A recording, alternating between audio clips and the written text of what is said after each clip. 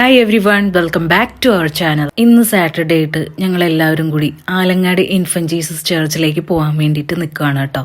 അതായത് നമ്മുടെ കുന്നേൽ പള്ളി. അപ്പോൾ ഫെബ്രുവരി 13-നായിരുന്നു പെരുന്നാള്. പക്ഷെ നമുക്ക് അന്ന് പോകാൻ പറ്റിയില്ല, ചച്ചുവിന് ക്ലാസ് ഒക്കെ ഉണ്ടായിരുന്നു.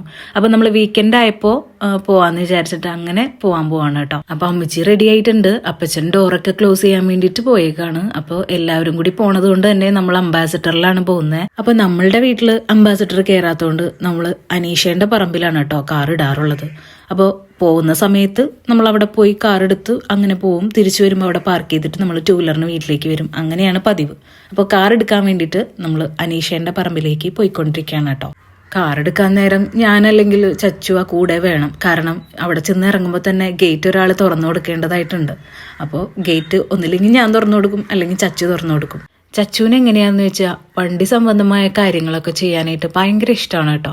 അത് പിന്നെ അവന് ഇഷ്ടപ്പെട്ട വണ്ടിയായിരിക്കണം എന്നുള്ളൂ. വീട്ടിലുള്ള വണ്ടികളിൽ അവൻ ഏറ്റവും പ്രിയപ്പെട്ടത് അംബാസഡർ ആണ് കേട്ടോ. അതുകൊണ്ട് തന്നെ അംബാസഡറിൽ കീയിട്ട് ഡോറ് തുറക്കുന്നതും മറ്റുള്ളവരെ ഡോറ് തുറന്ന് കയറ്റുന്നതും പിന്നെ തിരിച്ചടയ്ക്കുന്നതും എല്ലാ പരിപാടികളും ചെയ്യുന്നത് അവൻ തന്നെയാണ്. ചച്ചു ഡെയിലി രാവിലെ എഴുന്നേൽക്കുമ്പോൾ തന്നെ എന്നോട് ചോദിക്കുന്നത് ഒരു ചോദ്യമാണ്: ഇന്ന് അപ്പയാണോ അമ്മയാണോ എന്നെ സ്കൂളിലാക്കുന്നത്?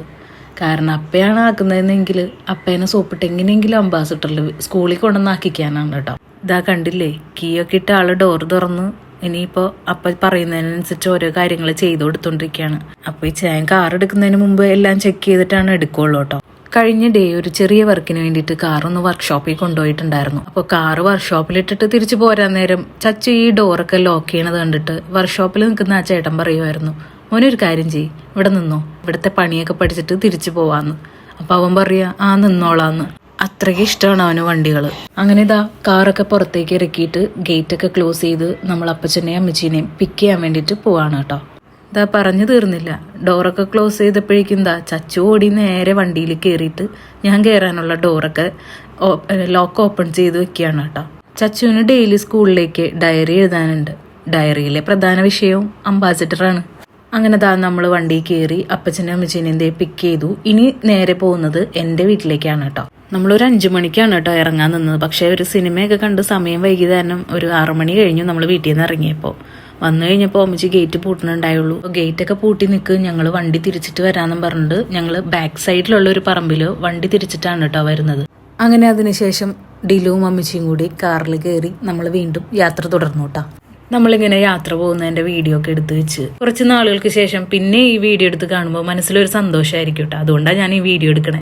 അങ്ങനെ നമ്മൾ കുന്നേലെത്തിയിട്ടോ. അവിടെ ചെന്നപ്പോൾ അവിടെ നിന്നിരുന്ന ട്രാഫിക് പോലീസ് പറഞ്ഞു അവിടെ ഭയങ്കര തിരക്കാ, കാറൊന്നും അങ്ങോട്ട് വിടുന്നില്ല, ഈ ലെഫ്റ്റ് സൈഡിലേക്ക് പോയിട്ട് അവിടെ ആ പറമ്പിൽ പാർക്ക് ചെയ്യണമെന്ന്. അങ്ങനെ ഞങ്ങൾ എല്ലാവരും അവിടെ ഇറങ്ങി ഇച്ചാനും ചച്ചും കൂടി കാറ് പാർക്ക് ചെയ്യാൻ വേണ്ടിയിട്ട് അങ്ങോട്ട് പോയി കേട്ടോ. അപ്പോൾ ഈ കാണുന്ന ഈ കപ്പേളയുടെ അവിടെ നിന്ന് ഇനി നേരെ നടന്നാൽ നമ്മുടെ കുന്നേപ്പള്ളിയിൽ എത്താട്ടോ. ട്രാഫിക് പോലീസ് പറഞ്ഞതനുസരിച്ച് തിരക്കാണെന്നാണ് ഞങ്ങൾ വിചാരിച്ചത്. പക്ഷെ ഇറങ്ങി നടന്നു കഴിഞ്ഞപ്പോൾ വഴിയിലൊക്കെ ആളുകൾ തീരെ കുറവായിരുന്നു. സാധാരണ പള്ളിയിലേക്കുള്ള വഴികളിൽ നടക്കാനായിട്ട് ഭയങ്കര ബുദ്ധിമുട്ടായിരിക്കും, കാരണം അത്രയും തിരക്കായിരിക്കും. പക്ഷെ ഇത്തവണ വന്നിട്ട് വഴിയിൽ അങ്ങനെ തിരക്കൊന്നും കണ്ടില്ല കേട്ടോ. വണ്ടികൾ കയറ്റി വിടാത്തതുകൊണ്ട് തന്നെ നല്ല ഫ്രീ ആയിട്ട് നടക്കായിരുന്നു. എല്ലാ കൊല്ലത്തെയും പതിവ് പോലെ തന്നെ വഴിയൊക്കെ നല്ല മാല ബൾബൊക്കെ ഇട്ട് നന്നായിട്ട് തന്നെ അലങ്കരിച്ചിട്ടുണ്ട് കേട്ടോ. കല്യാണത്തിന് മുമ്പ് 1-2 പ്രാവശ്യമേ ഞാൻ വന്നിട്ടുള്ളൂ. എന്നാൽ കല്യാണത്തിന് ശേഷം എല്ലാ കൊല്ലവും മുടങ്ങാതെ ഞാൻ കൊണ്ടുവരാറുണ്ട് ഇവിടെ.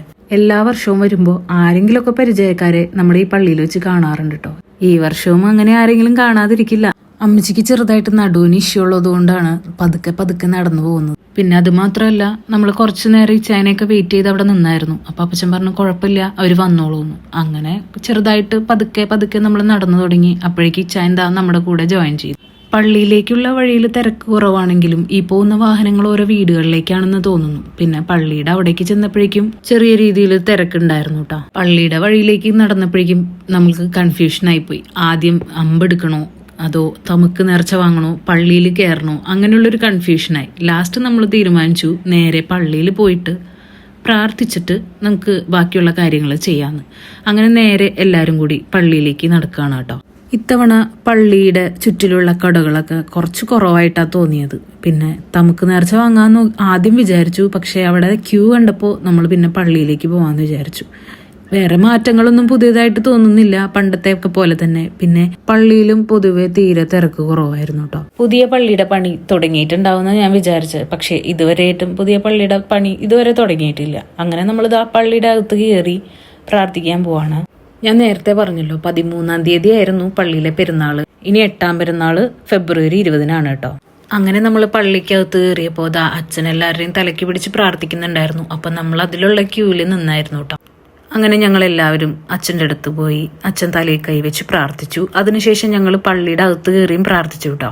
പക്ഷെ പള്ളിക്ക് അകത്ത് കയറിയ വീഡിയോ ഞാൻ എടുത്തിരുന്നില്ല. ഇനി നമ്മളടുത്തത് തമുക്ക് നേർച്ച വാങ്ങാൻ വേണ്ടിയിട്ട് കൂപ്പൺ എടുക്കാൻ പോവാണ് കേട്ടോ. തമുക്ക് നേർച്ച മാത്രമല്ല, ഇവിടെ അമ്പെടുക്കാനുള്ള കൂപ്പണും ഈ ഒരു ഏരിയയിൽ തന്നെയാണ്. അപ്പോൾ 2 കൂപ്പണും കൂടി ഒരുമിച്ച് എടുക്കാം, എന്നിട്ട് നമുക്ക് അവിടെ കൊടുക്കാം. അപ്പോൾ ഈ തമുക്ക് നേർച്ചയ്ക്ക് ഒരു പ്രത്യേക ടേസ്റ്റ് അല്ലേ കഴിക്കാനായിട്ട്. അപ്പോൾ അമ്മച്ചി പണ്ടത്തെ കാര്യം പറഞ്ഞു കേട്ടിട്ടുണ്ട്, തമുക്ക് ആദ്യമൊക്കെ നമ്മുടെ ഇവിടെ പള്ളിയിൽ വന്നിട്ട് കുഴച്ച് നേർച്ചയായിട്ട് കൊടുക്കുമായിരുന്നു എന്ന്. പക്ഷെ ഇപ്പോൾ കുറച്ച് നാളുകളായിട്ട് നമ്മൾ ഇവിടെ നിന്ന് തന്നെ തമുക്ക് നേർച്ച വാങ്ങിയിട്ട് വീട്ടിൽ പോയിട്ടാണ് കുഴച്ച് കഴിക്കാറുള്ളത്. തമുക്ക് നേർച്ചയിലുള്ളത് അവലോസ് പൊടി, പാളയംകുടം പഴം, ശർക്കര, ഈ 3 കൂടി കറക്റ്റ് മിക്സ് ചെയ്ത് നന്നായി കുഴച്ച് കഴിഞ്ഞാലാണ് കഴിക്കാൻ ഏറ്റവും ടേസ്റ്റ് ഉള്ളത്. നമ്മുടെ പാളയംകുടം പഴം അല്ലാതെ വേറൊരു പഴത്തിനും ഈ തമുക്ക് നേർച്ചയ്ക്ക് ഇത്രയും ടേസ്റ്റ് കൊടുക്കാൻ പറ്റില്ല കേട്ടോ. അങ്ങനെ തമുക്ക് നേർച്ചയും വാങ്ങി അമ്പിനുള്ള കൂപ്പണും എടുത്തു കേട്ടോ. 2 തമുക്ക് നേർച്ചയാണ് വാങ്ങിയത്, ഒരെണ്ണം വീട്ടിലേക്കും പിന്നെ ഒരെണ്ണം മുനമ്പത്തേക്കും.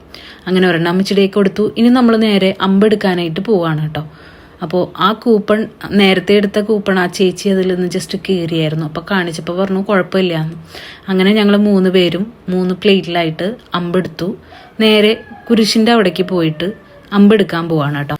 അങ്ങനെ 3 പേരും ഓരോ പ്ലേറ്റ് കൈ പിടിച്ചു. അതായത് അപ്പച്ചനും അമ്മച്ചിക്കും ഒരെണ്ണം, ചച്ചുവിനും ഇച്ചാനും എനിക്കും ഒരെണ്ണം, അമ്മച്ചിക്കും ഡിലൂനും ഒരെണ്ണം. അങ്ങനെയാണ് ഞങ്ങൾ അമ്പെടുത്തത്. ഇനി നേരെയുള്ള കൽക്കുരിശിൻ്റെ അവിടേക്കാണ് കേട്ടോ പോകുന്നത്. ഈ അമ്പ് കയ്യെ പിടിച്ചു കൊണ്ടുപോകുന്ന നേരത്തൊക്കെ നമ്മൾ പ്രാർത്ഥിച്ചുകൊണ്ടിരിക്കും. പിന്നെ ചച്ചുവിനെ കൊണ്ട് ഞാൻ പ്രാർത്ഥിക്കുന്നുണ്ടായിരുന്നു. അങ്ങനെ എല്ലാം നമ്മുടെ പ്രാർത്ഥനകളൊക്കെ ആ കൽക്കുരിശിൻ്റെ അവിടെ സമർപ്പിച്ച് എല്ലാവരും കുറച്ചു നേരം അവിടെ നിന്ന് പ്രാർത്ഥിച്ചു കേട്ടോ. ശേഷം നമ്മൾ പ്രാർത്ഥനയോട് തന്നെ തിരിച്ച് വന്ന് അമ്പെല്ലാവരും അവിടെ കൊടുക്കുന്ന സ്ഥലത്ത് ഏൽപ്പിച്ചു. തിരിച്ചു വരുന്ന വഴിയിൽ അമ്മച്ചിയുടെ കുറച്ച് റിലേറ്റീവ്സിനെ കണ്ടായിരുന്നു.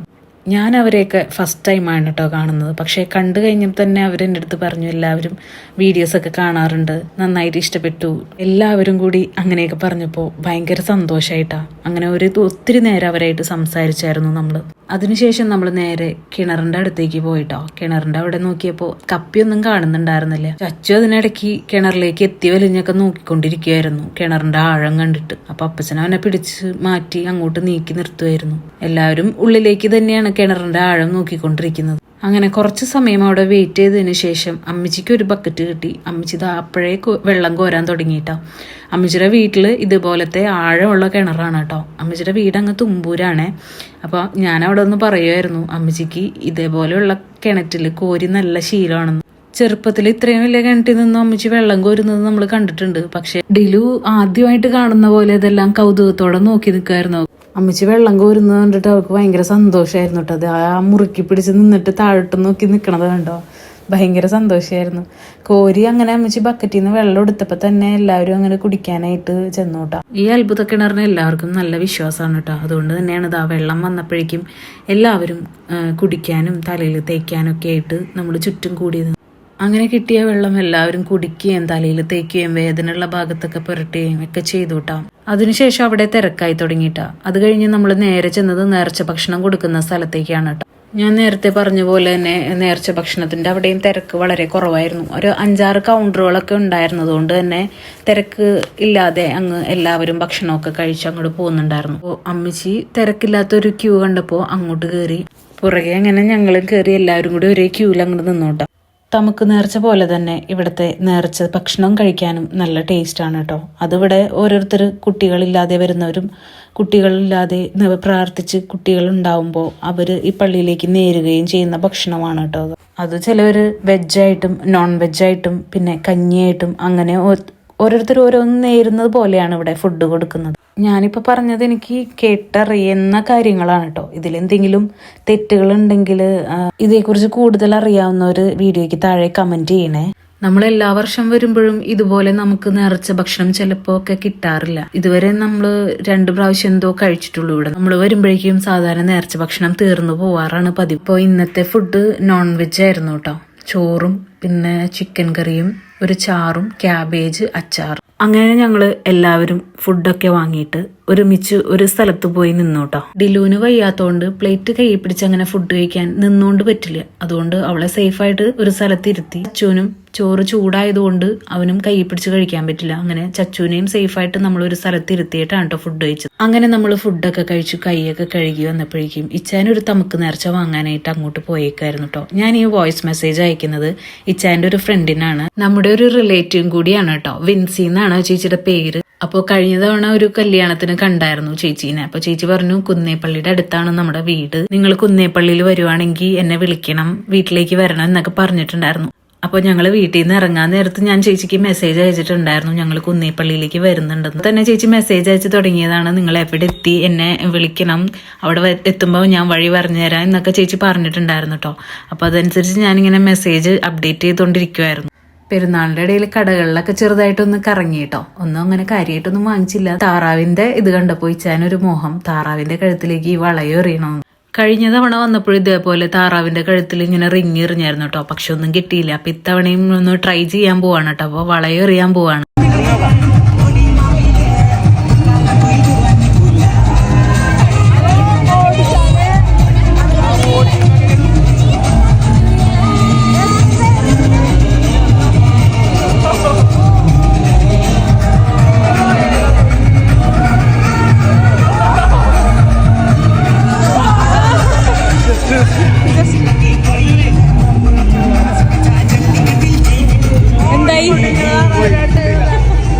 ഇനി നമ്മൾ നേരെ വിൻസി ചേച്ചിയുടെ വീട്ടിലേക്കാണ് കേട്ടോ. ഇച്ചായൻ കാർ എടുത്തിട്ട് വരാമെന്ന് പറഞ്ഞു. അങ്ങനെ നമ്മൾ നേരെ വിൻസി ചേച്ചിയുടെ വീട്ടിലേക്കാണ് പോയത്.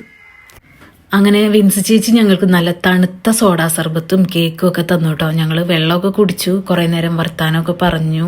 അപ്പോൾ വിൻസി ചേച്ചിയുടെ ഹസ്ബൻഡ് ഗൾഫിൽ നിന്ന് ലീവിന് വന്നേക്കുവാണ് കേട്ടോ. കുറച്ച് ദിവസം കൂടി ഉണ്ടാവുള്ളൂ എന്നാ പറഞ്ഞത്. നെക്സ്റ്റ് വീക്ക് ചേട്ടൻ തിരിച്ചു പോവും. അവർക്ക് 2 മക്കളാണ് കേട്ടോ ഉള്ളത്, ഒരു മോനും ഒരു മോളും. പിന്നെ ചേട്ടന്റെ അപ്പച്ചനും ഉണ്ടാ വീട്ടില്. പിന്നെ ചേട്ടന്റെ പെങ്ങളും അളിയനും ഒരു മോളും കൂടി ഉണ്ടായിരുന്നു കേട്ടോ അവിടെ. അവര് പെരുന്നാളായിട്ട് വന്നതാണ് കേട്ടോ. അവരുടെ വീട് അങ്ങ് മുനമ്പത്താണ്. അങ്ങനെതാ എല്ലാവരോടും യാത്ര പറഞ്ഞ് അമ്മച്ചിയും ഡീലും 2 അമ്മച്ചിമാരും എല്ലാവരും വണ്ടി കയറാണ്. ഞങ്ങളിപ്പോ കണ്ടോളാം യൂട്യൂബ് ചാനൽ. ഓക്കെ